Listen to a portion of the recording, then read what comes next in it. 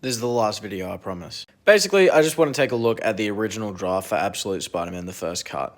Here, we have the first showcase of the micro gangs, showing that there were a lot more differences in the character designs, and really, we wanted to show the hierarchy of these characters a lot more. As you can see, the Great White Shark in this issue is more of a side character rather than being the main lead of this first opening scene. And the guy with the shark jaw has a lot more of a mysterious presence than he does in the final comic. And of course, Hammerhead is at the helm. Now, the reason I changed this was pretty much because I didn't want Hammerhead to be sort of a big player straight away. I sort of wanted him to have a big role, but not a big enough role that it seemed too obvious, if that makes sense. I wanted him to feel cocky and confident, but I also wanted him to sort of not feel as scary as he will be later on in the book. Not in this book specifically, just later on in the actual series. The thing I wanted to go for here is that these guys very evidently kill the guy that they've kidnapped before Spider-Man can reach them. But here's the thing. Spider-Man reaches them fairly quick after they kill him. And I've already established that this version of Spider-Man is a stalker. He will watch them as they're committing the crime. So, we can debunk from this that he let them kill the guy in that alleyway.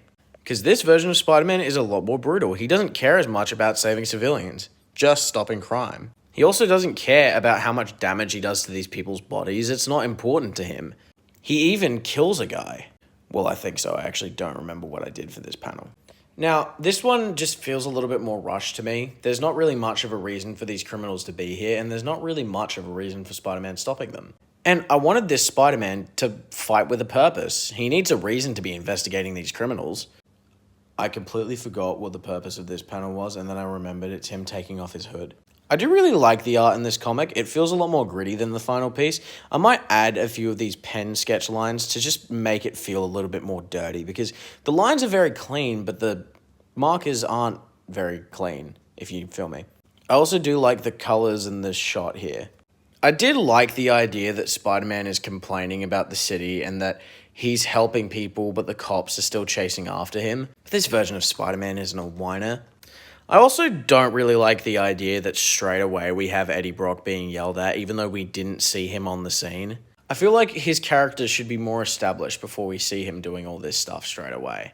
A lot of the stuff included here is now going to be included in the second issue, because I think also establishing Eddie and Peter's relationship so early on kind of kills the impact of it.